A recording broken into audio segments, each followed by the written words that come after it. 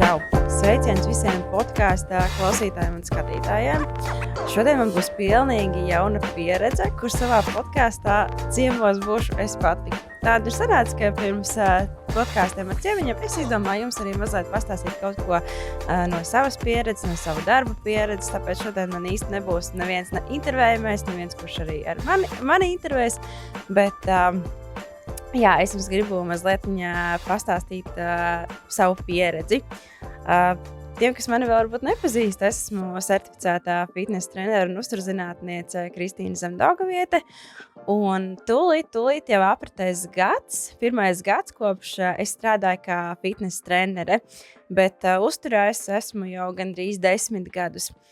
Un es nereti saņemu kādus jautājumus vai kādu lūgumu pēc palīdzības, kādus varbūt iedvesmas vārdus tam, par to, kā uzsākt jaunu ceļu, kā sākt varbūt mācīties par fitnesa treneru un tam līdzīgus jautājumus. Tāpēc es nolēmu padalīties ar to, kā tad man ir gājis šajā te pirmajā gadā. Sākšu ar to, ka īstenībā tā doma par treneri man bija jau ļoti, ļoti sen, bet es visu laiku šo te domu par mācībām atmetu. Es domāju, gan jau kaut kad vēlāk, kad būs vairāk laika, kad būs piemērotāks brīdis, kad izaugs bērns un tur vēl kaut kādas citas atrunas, un es visu laiku šo te atliku šo te domu un domāju, ko tad tur es, citi jau vairāk zina, un fitnesa treneru mums patiešām ir daudz. Es nezinu, kā jums, bet man ir tāda sajūta, ka man katrs otrais pazīstamais ir treneris, un arī tā sajūta brīžos esot zālē ir tāda, ka liekas, ka katram trenerim vēl ir 2 treneri. Un tas laikam tāpēc, ka mēs vienkārši, es esmu tajā jomā, un tāpēc man arī tā šķiet. Bet jā, arī tas bija viens no tiem iemesliem, kāpēc es domāju, ko tad vēl es tur? Tāpēc, ka treneri ir ļoti daudz.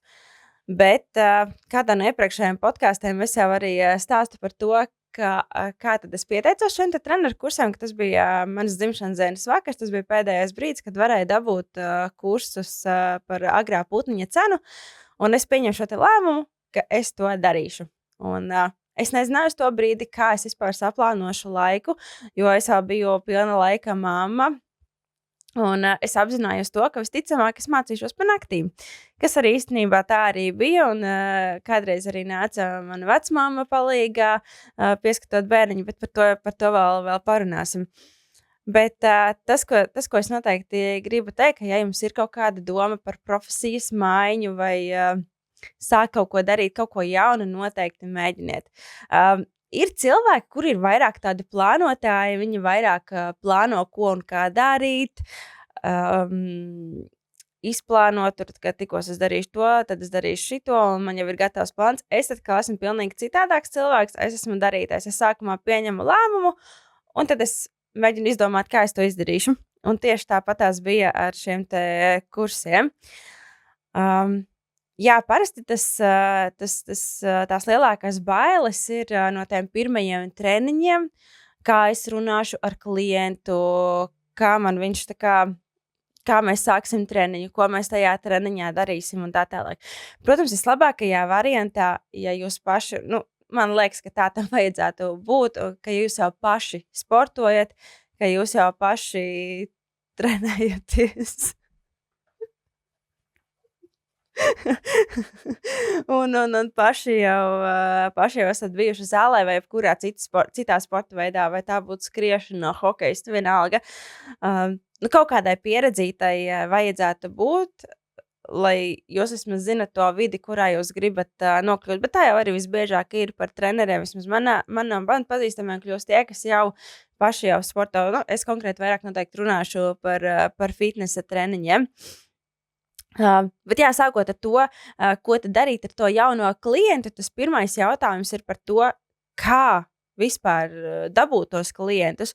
Un, protams, ka tas jautājums skāra arī mani, jo es atceros, man bija ritīgi foršā lieta, man bija forša lieta tādā ziņā, ka es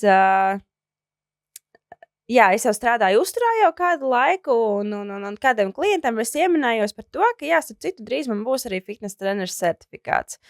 Un bija kādi cilvēki, kas bija uzreiz gatavi un bija uzreiz gatavi trenēties, neskatoties uz to, ka es viņiem teicu, klā, bet, zini, man tas certifikāts ir, es esmu tikko pabeigusi. Zālē gan es jau biju kāds 2-3 gadus jau uz to brīdi bijusi, bet jā, viņi zināja to, ka man šis certifikāts ir tikko, ka es esmu principā pilnīgi jauns treneris, jauns Ažas Gurcis, bet viņi bija gatavi tāpatās nākt un trenēties. Un te, man liekas, ir viena ļoti tāda svarīga un būtiska lieta, būt pārliecinātam par sevi un būt pārliecinātam par tām savām stiprajām īpašībām un būt pārliecinātam par to, kāds tu pats vienkārši esi. Jo tas, ko es esmu novērojusi, un manā pieredzē, kas ir, ka cilvēki nāk tieši pie manis kā pie Kristīnas, nevis vienkārši kā pie kaut kāda fitnesa trenera, bet tieši pie manis kā pie manis. Es nezinu, kas varētu būt tā mana stiprā puse, bet tas, ko mana mamma, piemēram, saka, ka es nekad neskatos virspusē kaut kādas lietas. Es vienmēr eju dziļumā, es vienmēr meklēju, kas var būt par iemeslu kaut kādām lietām. Pie manis, piemēram, nāk cilvēki pēc dažādām traumām, ar dažādām saslimšanām, tā tālāk un tā joprojām. Un, protams, nav tā, ka es viņiem vienkārši dodu tikai vingrinājumus ar stieņiem vai trenažēriem vai ko citu. Es viņiem dodu to, kas tieši viņiem ir vajadzīgs tieši viņu situācijā, piemeklējot arī šo un to no fizioterapijas vingrinājumiem. Un, protams, ka es iesaku, ņemot vērā to, ka man ir arī mediķa izglītība, arī pašā ļoti interesē medicīna. Es, protams, iesaku iet varbūt uz vēl kaut kādiem papildus izmeklējumiem. Es noteikti iesaku arī nodot asins analīzes un citas lietas, jo tas ir ļoti, ļoti svarīgi sportojot un lai nezaudētu šo sportotu prieku. Bet jā, tā, man liekas, ir tāda mana stiprā puse, ka es nekad neskatos cilvēku virspusēji. Un tas, ko es vienmēr arī daru, tad, kad mēs satiekamies, mans pirmais jautājums vienmēr ir, kā tu jūties? Un arī treniņa beigās es jautāju to, kā tu jūties? Un man tiešām rūp, man tiešām interesē, man tiešām ir svarīgi tas, kāds cilvēks atnāk pie manis, kā viņš jūtās tajā dienā. Un nereti treniņš nav tikai par to, kas notiek ar dzelžiem. Treniņš ir bieži vien arī par to, kas notiek emocionāli. Es domāju, varbūt es esmu arī labs psihologs, tādā ziņā, ko es arī dzirdu no cilvēku atsauksmēm, un ko man cilvēki arī pēc treniņiem uzraksta, ka pēc treniņa jūtās daudz labāk un daudz foršāk, un ir parunājušies, ir pasportojuši.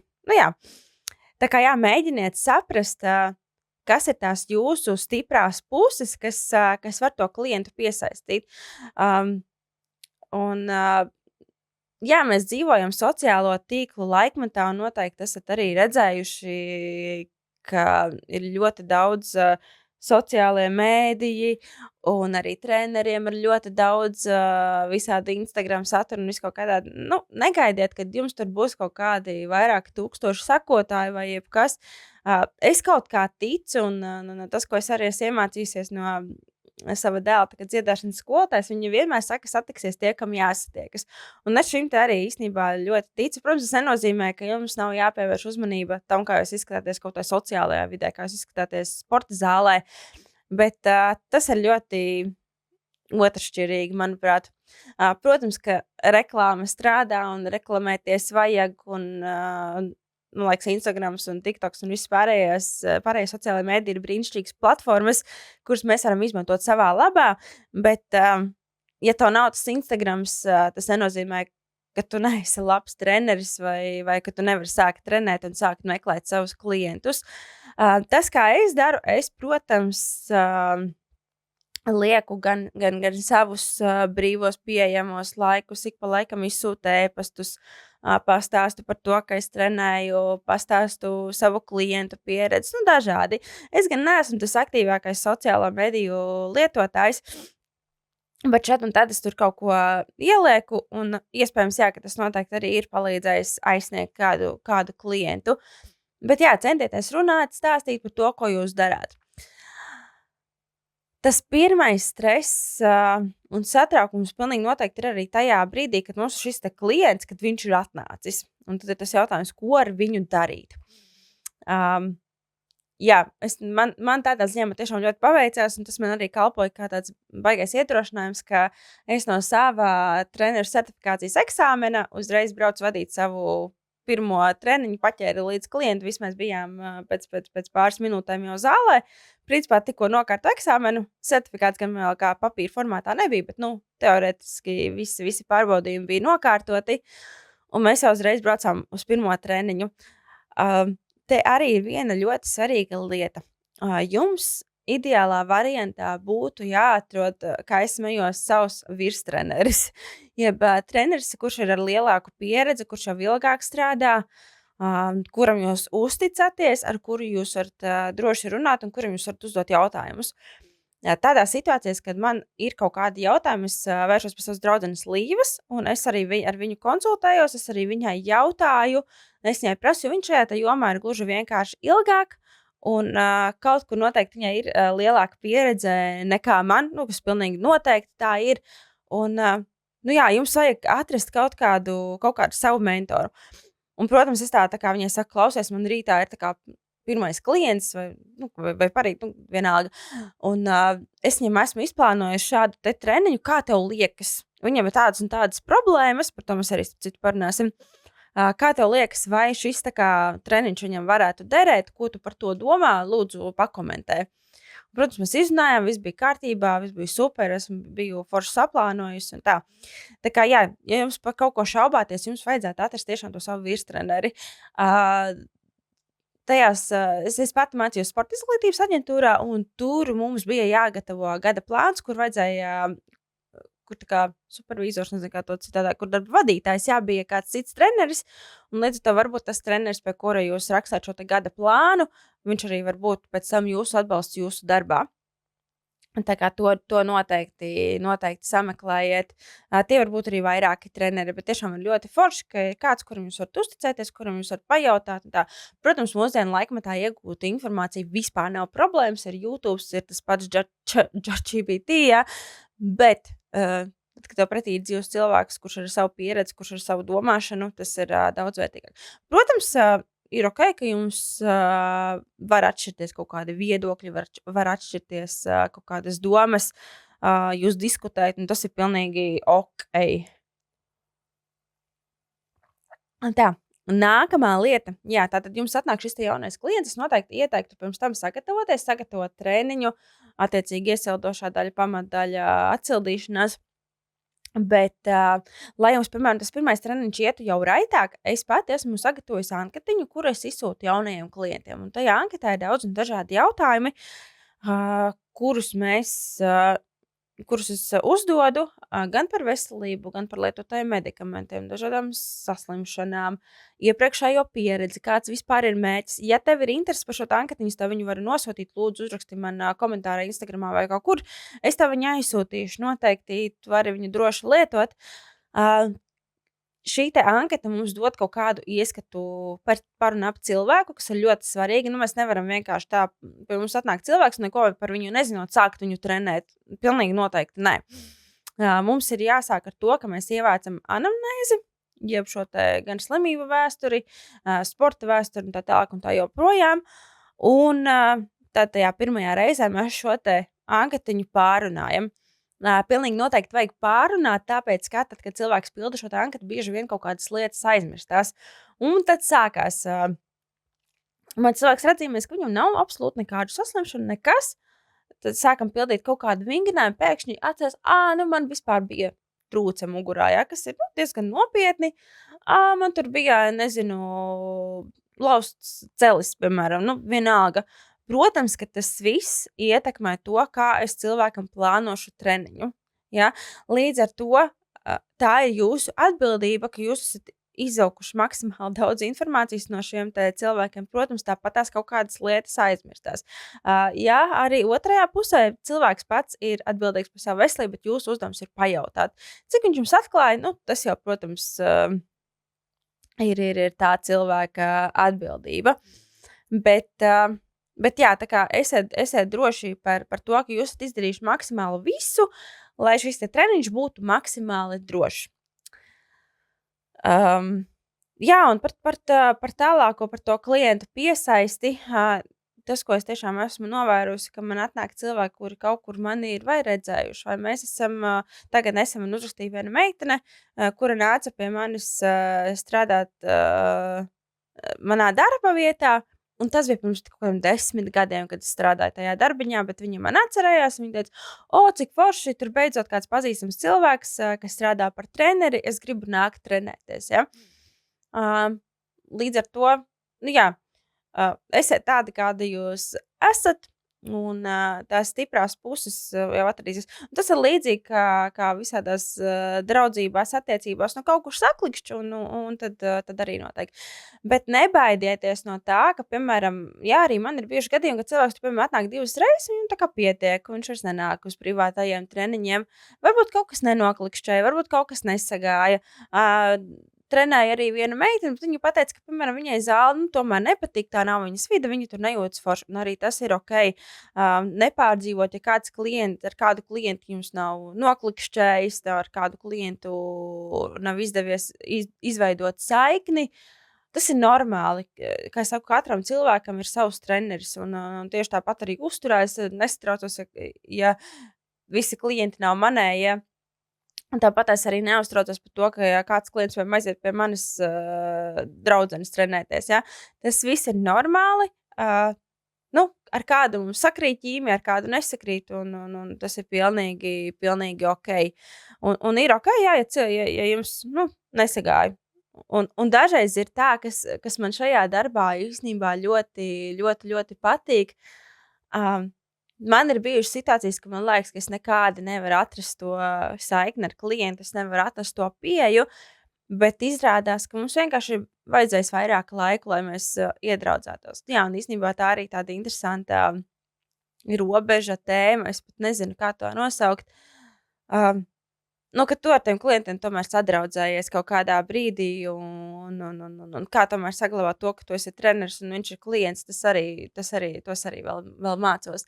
Bet jā, un tad ir kādi klienti, kuri nāk jau regulāri, un ar kuriem tu jau esi sadraudzējies, un tas arī, man liekas, tā pievienotā vērtība šim te darbam, ka jums kopā ir forši, ir forši treniņš, ir joki un viss kaut kas, un jā, Dažreiz man ir tāda situācija bijusi tiešām, ka es nespēju šo saikni atrast, un ka man liekas, ka viņas nav, bet vienkārši ir pagājis kaut kāds laiks, un mums ir superīgas attiecības, un arī pēc kaut kādām traumām, pēc pauzēm, un tā cilvēks atgriežas, un mēs esam priecīgi atkal satikties, tā kā, jā, tās ir tās lietiņas.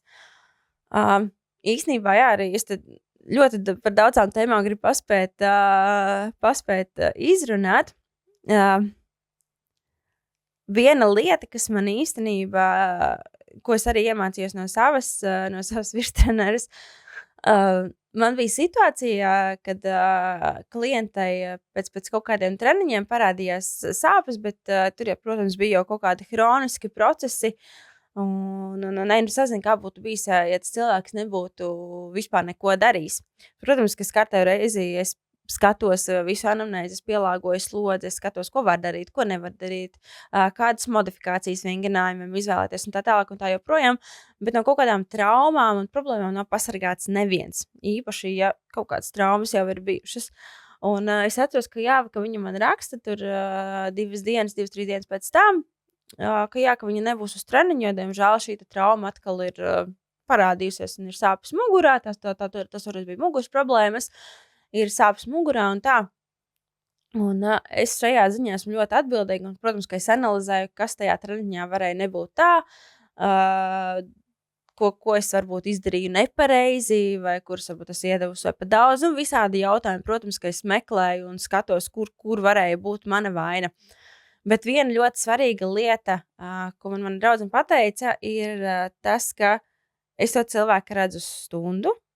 Es to cilvēku redzu, nezinu, 1 reizi, 2 reizes nedēļā. Es nezinu, ko viņš dara visu pārējo laiku. Treniņā viss bija perfekti, viss ir bijis lieliski, nav atzīmēts nekādas sāpes, viss ir kārtībā, kas nozīmē, ka tas nav bijis no tās slodzes. Un, jā, ka es dažreiz mēģinu varbūt uzņemties pārāk lielu atbildību tur, kur nesniedzas mana atbildība. Ja? Jā. dažreiz ir tā sajūta, ka katram cilvēkam tas treneris, viņš ir tāds vispārējās veselības, tur kaut kāds uzraugs vai kaut kā tā.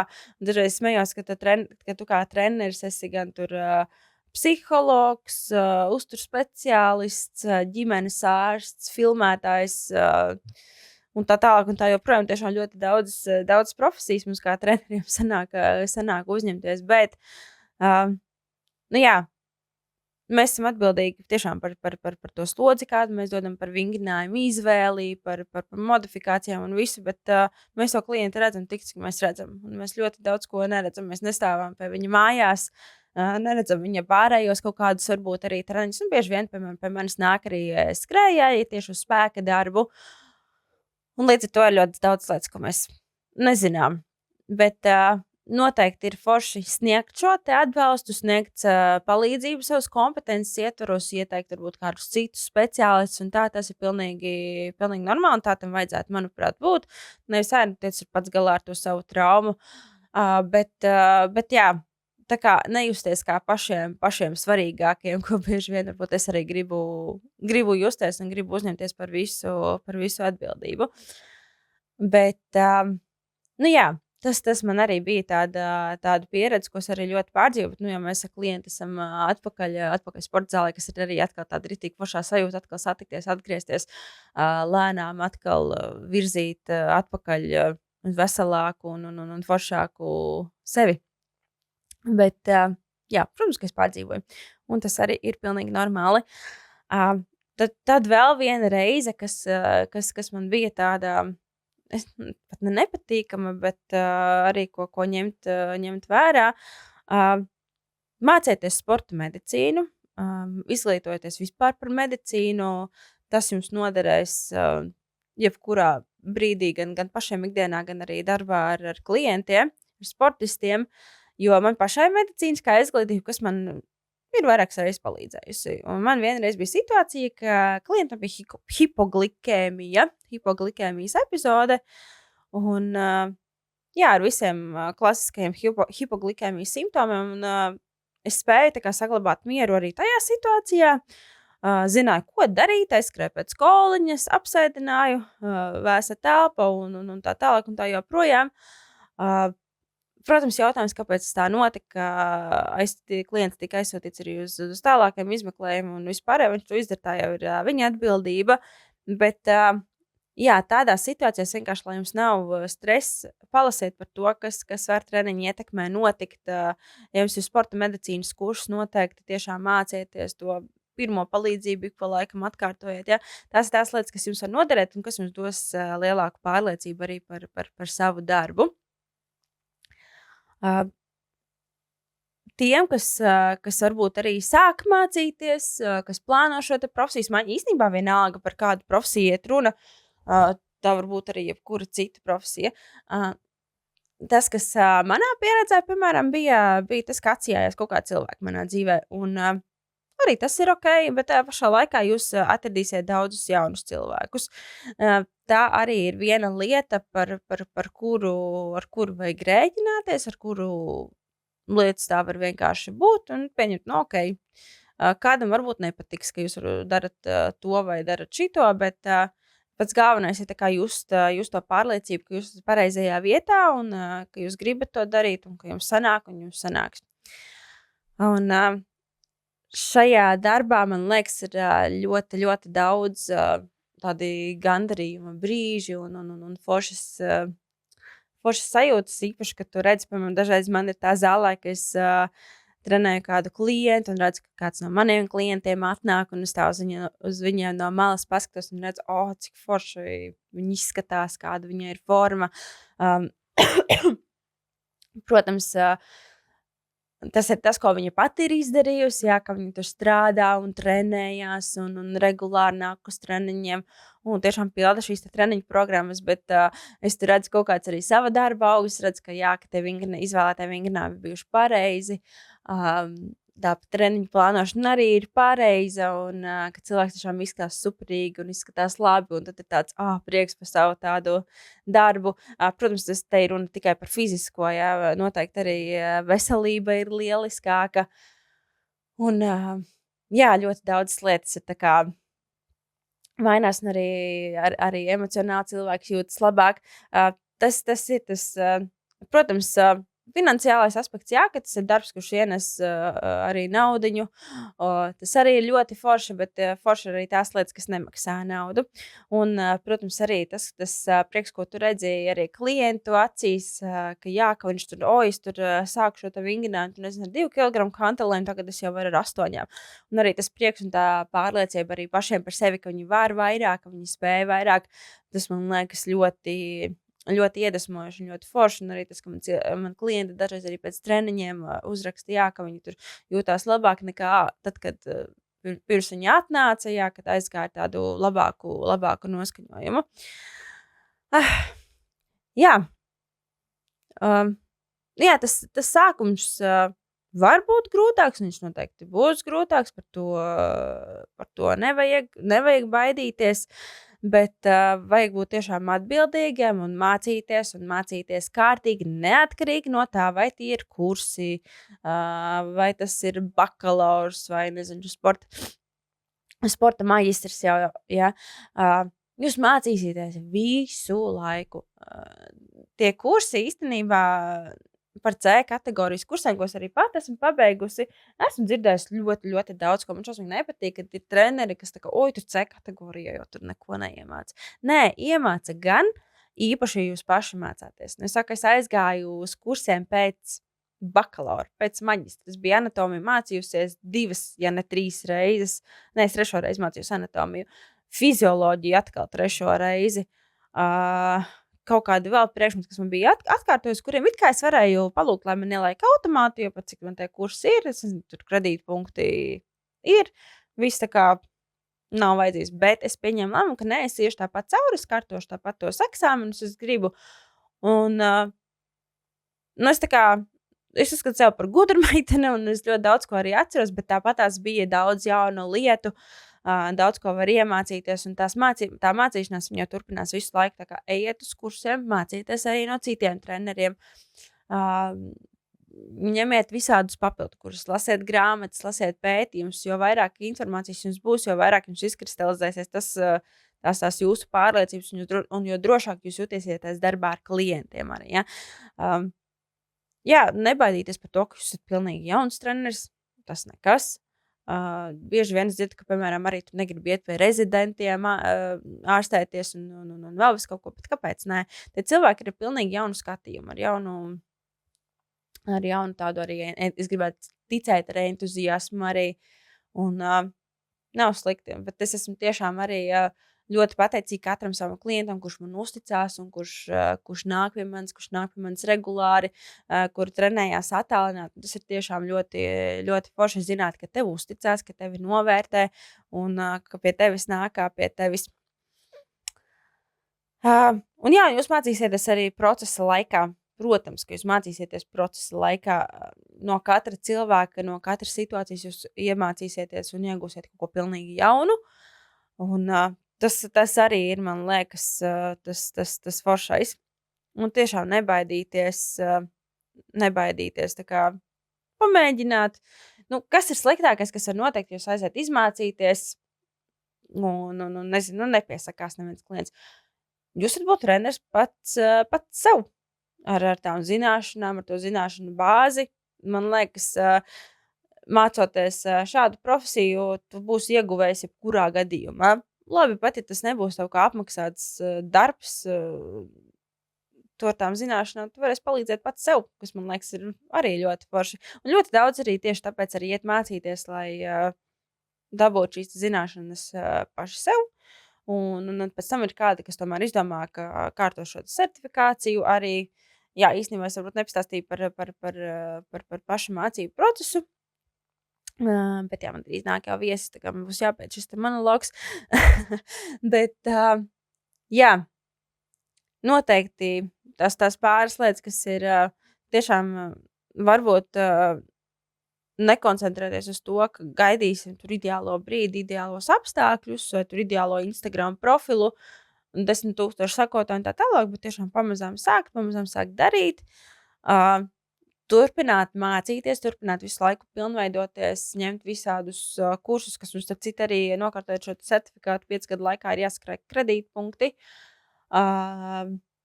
Jā, tā kā tas, jebkurā gadījumā ir jāmācās. Meklēt atbalstu, meklēt kādu, kurš jūs var atbalstīt un nebaidīties no tā, ka varbūt būs kāds, kas no jums novērsīsies, kas arī ir normāli. Bet jā, meklēt kādu personu vai personas, kuram jūs uzticaties un kuru jūs atbalstīs gan mācību procesā, gan arī pēc tam. Un atcerieties, jā, kāpēc jūs vispār izdomājat kļūt par treneri. Jā, kas ir tas iemesls? Kā es saku, man bija tas, ka man ļoti bieži jau uzturu klienti jautāja kaut kādas padomas par treniņiem, jo pat cik es konsultēju diezgan daudz arī sportistus. Jā, jautāja par treniņiem. Protams, ka es zināju, cik pat es esmu gan trenējusies, gan izturības sportā, gan spēka sportā. Nav man šīs svešas jomas, un arī strādājot ar sportistiem, to vienkārši vairāk jāorientējas visās tajās lietās. Bet tāpat es gribēju, jā, lai man ir tas papīrīts. Tā kā jā, atrodiet to, kāpēc jūs vispār sākāt, kāpēc jūs vispār to gribat darīt, jo darbs ir foršs, bet viņš ir arī kaut kādā ziņā viņš ir arī grūts, nav viegli. Tos, piemēram, es ņemu 4 klientus pēc kārtas, ja, tas nav nemaz tik vienkārši. Un ar katru klientu tev ir jābūt smaidīgam, tev ir jābūt priecīgam, tev ir jābūt atvērtam arī tad, ja tev, rīts nav pašam bijis īpaši priecīgs, bet vajag saņemties, jo tas klients, viņš nenāk vienkārši tikai pēc muskuļu trenēšanas, ja viņš nāk pie trenera, tā, kā es jūtu, kā pie manis nāk, kā pie trenera, kā pie tāda laba drauga, ar kuru gan arī parunāties, pie kura uzpildīties, kurš arī uzklausīs un protams, arī fiziski padarboties. Un, jā, tā, lai tas klients atnāk aiziet daudz priecīgāks nekā atnācis. Tā, es gaidīšu savu viesi. Izrādās, ka nav nemaz tik traki arī parunāt pašai un arī pastāstīt. Ceru, ka jums šī podkāsta epizode bija noderīga, īpaši tiem, kas tikai plāno varbūt kļūt par treneriem, vai arī kurā kaut kādā citā profesijā sākt strādāt, varbūt arī uzturā. Un, ja ir kaut kādi jautājumi, vajadzīga kaut kāda palīdzība, jā, varu jau kā tevi atbalstīt šajā tavā ceļā, droši raksti man ziņu, un es tev atbildēšu tām jautājumiem. Paldies, ka klausījāties! Un tad jau tikšanos nākamais epizodēs. Tā!